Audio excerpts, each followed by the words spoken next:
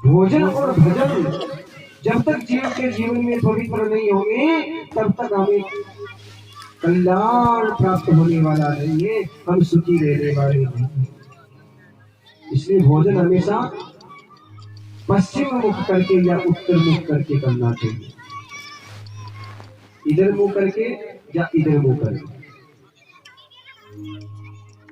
भोजन करना चाहिए। इधर मुंह करके भोजन करने से क्या होता है, आरोग्य की प्राप्ति होती है, हमारा शरीर स्वस्थ रहता है, हमारा शरीर रोगों से ग्रसित नहीं होता। और इधर मुख करके भोजन करने से क्या प्राप्त होता है, ऐश्वर्य की प्राप्ति होती है, हमें बुद्धि की प्राप्ति होती है, हमें ज्ञान की प्राप्ति होती है, हमें बल की प्राप्ति होती है, हमारा यश और कीर्ति संसार में बढ़ता है। और इधर मुंह करके भोजन करोगे तो शरीर में रोग लग जाएंगे, रोगों का घर है। और इधर मुख करोगे तो भोजन पेट पाल करेंगे, राक्षसों को भोजन मिलेगा। ऐसे भोजन करना चाहिए, ऐसे भोजन करने वाले का पवित्र जीवन रहता है, ऐसे भोजन करने वाले का जीवन पवित्र होगा। इसलिए कोप भवन में कैकेयी लेट गई, और कोप भवन में जाकर के कैकेयी लेटी ना तो राजा दशरथ जी से किसी ने जाकर के कह दिया कि राजन, आपकी बीच वाली महारानी जी रुष्ट हो गई है, बीच वाली पत्नी रुष्ट हो गई। धन्य है राजा को किन किन को संभालते थे, एक को संभालना महाभारत, और इस कलयुग में तो विशेषकर अंगूठा लगाना हो ना मित्र पे तो इनको ले जाना पड़ता है। कलयुग केवल आधार, कलयुग केवल नाम आधार, इनके बगैर तो भामाशाही नहीं बनता। कैकेयी रूठ गई, दशरथ जी ने कहा क्या हुआ, क्यों रूठ गई, क्या कारण है। सुमंत जी को भेजा, सुमंत जी ने जाकर के कहा माता जी, महाराज ने कहा है आप रुष्ट क्यों हो गई। सुमंत जी से कह दिया जाओ आप निकल जाओ, महाराज को ही भेज। राजा दशरथ आए, दशरथ जी ने धीरे से कहा महारानी जी क्या बात, मुझसे कौन सा अपराध बन गया, मुझसे कौन सा अपराध बन गया जो आप कोप भवन में लेते हैं। का मुझसे ही पूछते हो, मेरे से ही पूछते हो कि अपराध क्या बन गया, मेरे से ऐसा क्या गलत हो गया जब तू रुष्ट हो गई तो रुस गई। ने कहा मेरे से ही पूछना चाहते हो, इसको पागल बना रही है।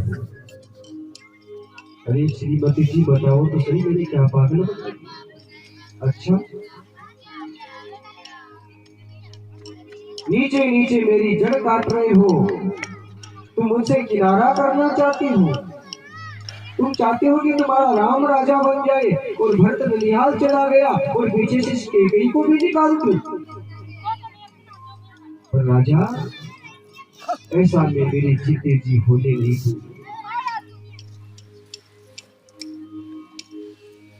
मैं कदाचित कभी भी नहीं होने दूंगी। दशरथ ने कहा उठो महारानी,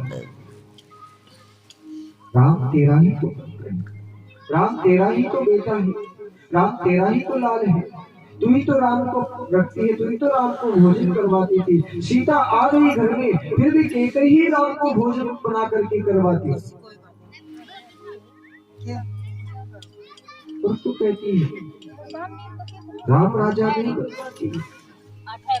नहीं नहीं महाराज, ये मेरा भ्रम था कि राम मेरा है, राम मेरा नहीं। राम मेरा होता तो मुझसे आकर के कहता मैं राजा बन रहा हूँ, और तुमने भी नहीं बताया, न किसी गाड़ियों ने बताया, न किसी मंत्रियों ने बताया। ये तो भला हो मेरी उस दासी मंत्रा का जो मेरी आंखें खोल दे, मेरी आंखें खोल दे। दशरथ जी ने विचार किया, पहुंच गई वो, और अब इसने हट पकड़ लिया, मानना बड़ा मुश्किल। राजा ने बार बार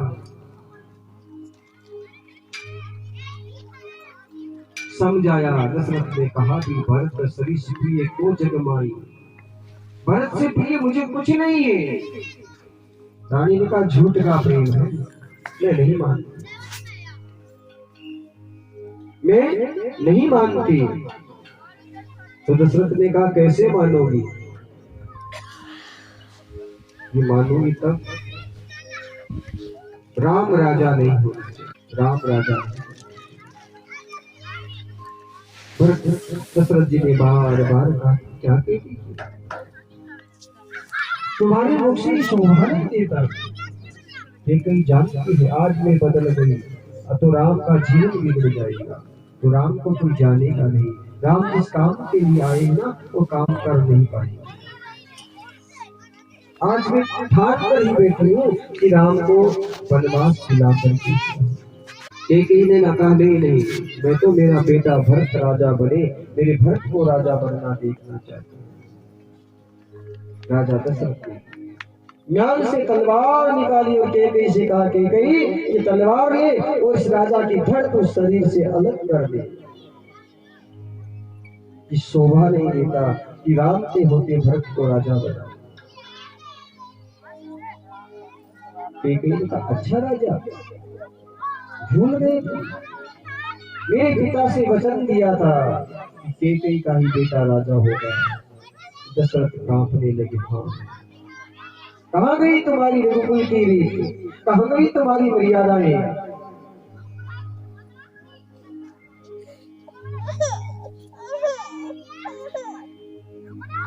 बार बार राजा दशरथ हाथ जोड़ करके कैकेयी से कहते कैकेयी मैं तेरे हाथ जोड़ता हूँ, तू मान।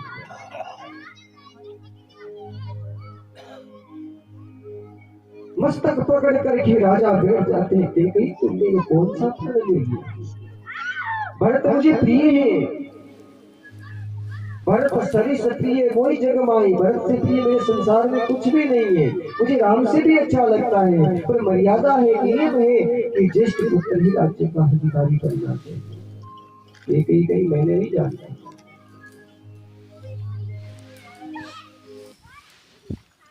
अच्छा कोई बात नहीं, मैं राम से कह दूंगा तुम्हारा भाई भरत राजा बनेगा। कैकेयी ने कहा ऐसे नहीं चलेगा क्या? तो राजा मुझे बनाना है तो मेरे दो वरदान आज मैं तुमसे मांगूंगा।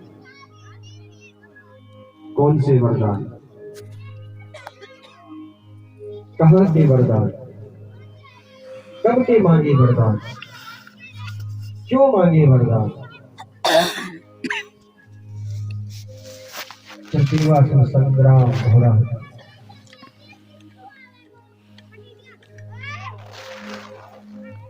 उस समय कैकेयी ने राजा दशरथ से दो वरदान मांगे।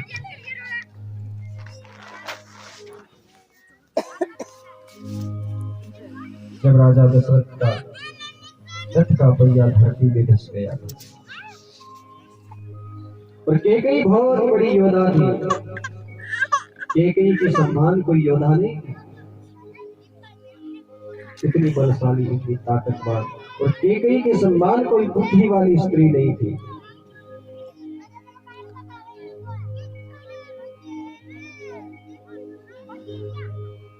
तब दशरथ जी की सहायता करके कैकेयी ने दो वरदान मांगे थे कि मैं समय आने पर मांगूंगी कि राजा आज वही वरदान में तो मेरे धरोहर के रूप में आपके पास में वो मांग रही हूँ। पहला वरदान मेरा बेटा राम, मेरा बेटा भरत राजा होना चाहिए, और दूसरा वरदान राम 14 वर्ष वनवासी होना चाहिए। जैसे ही दशरथ जी ने सुना, दशरथ जी महाराज धड़ाम से जमीन पर गिरे, बेहोश हो गए। सब दौड़े, राजन क्या हुआ क्या हुआ? पर कैकेयी के मन में जरा भी दया नहीं आई। क्यों? अगर दया करती तो आज राम का जीवन नहीं बचता। आज मेरे राम का काम नहीं बनेगा। अगर मैं आज बदल गई तो मेरे राम का, क्यों राम को शपथ दी है, राम ने कहा था कि तेरा जीवन बिगड़ सकता है, तुझे संसार में अपयश मिलेगा, तू विधवा हो जाएगी, तुझे विधवत्व का जन्म जीना पड़ेगा, पर सब मंजूर है मेरे राम का आज मुझे काम बनाना। पहली बात है। और एक बात और थी, राम को वनवास देने का एक कारण और था।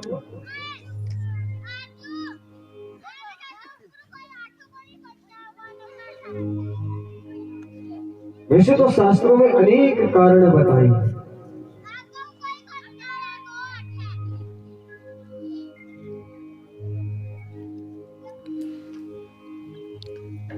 एक बार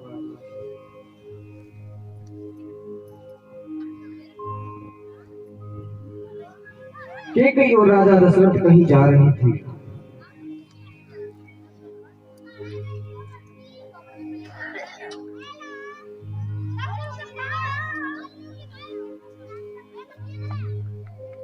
और किसी ने कैकेयी की सुंदरता को देख करके राजा दशरथ से कहा, रावण ने कि ये स्त्री मुझे चाहिए।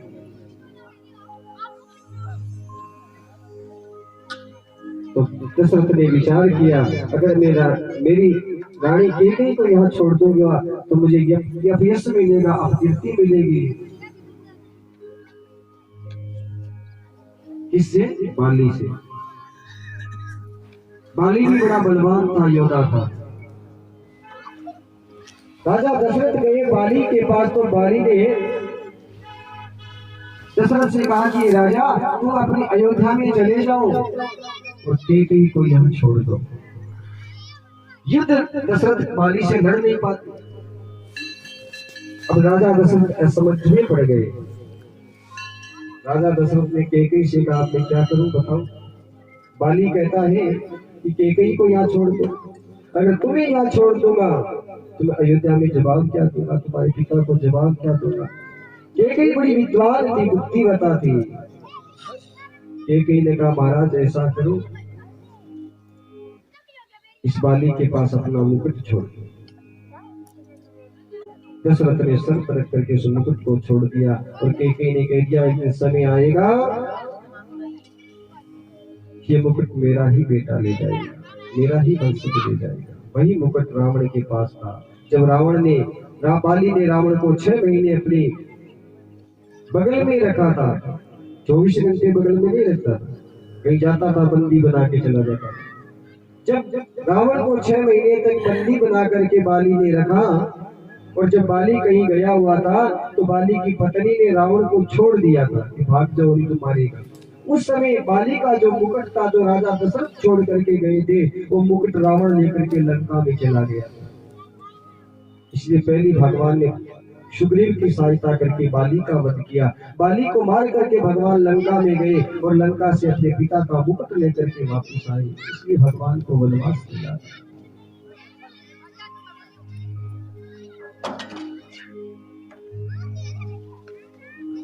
बड़ी मुश्किल से राजा को होश आया। कैकेयी ने 2 वरदान मांग लिए। पहला वरदान, मुझे ये चाहिए मेरा बेटा राजा हो। दूसरा वरदान, मुझे ये चाहिए कि भरत को 14 वर्ष वनवास। कौन पिता चाहता है कि उसका बेटा उसकी आंखों से ओझल हो, उसकी आंखों से दूर हो, उसकी दृष्टि से दूर हो? कोई नहीं चाहता। और प्यारे, पिता को ज्येष्ठ पुत्र प्रिय होता है। बड़ा बेटा होता है पिता को प्रिय होता है, छोटा बेटा माँ को प्रिय होता है। दशरथ को स्नेह है राम से, प्रेम, और किसको नहीं होता।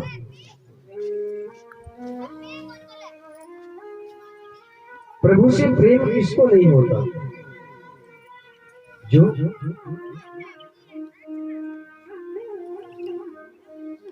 तामसिक होता है, जिसके जीवन में तामसिकता भरी होती है, जिसके जीवन में अज्ञान भरा होता है, जिसके जीवन में कुबूती भरी होती है।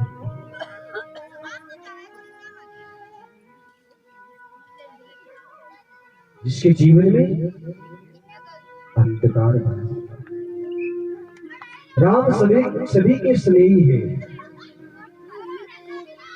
राम सबके प्रिय है, राम जगत के प्रिय है, राम जगत के अधिप्रिय है, राम जगत के पिता है, राम जगत के परमेश्वर है, राम सबको प्रिय है। तो भला दशरथ को क्यों ना, कैकेयी को भी राम प्रिय है, पर कैकेयी को अपनी मर्यादा नहीं निभानी है, कैकेयी को अपना वचन निभाना है जो राम को दिया है कि राम तेरे लिए मैं 14 वर्ष वनवास मांगूंगा। आज कैकेयी को अपने वचन पूरा करना है।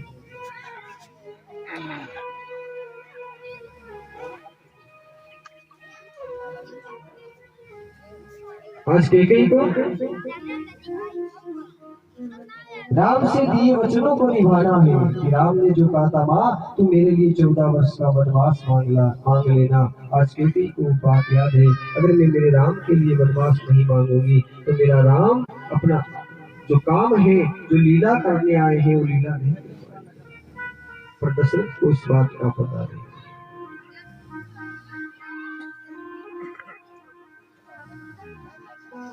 सीता कैकेयी ने वचन मांग लिए, राजा दशरथ ने कहा, तू नारी नहीं हो, तू स्त्री नहीं हो सकती, तू मेरी पत्नी नहीं हो सकती, तू तो बड़ी करक्षा है, तू तो बड़ी दुष्टा है, तू तो कठोर हृदय वाली है, तू तो दो मुख वाली सरस्वती के जैसी है। अनेक बातें कैकेयी को राजा दशरथ ने सुनाई। कैकेयी ने कहा, महाराज कुछ फर्क नहीं पड़ता,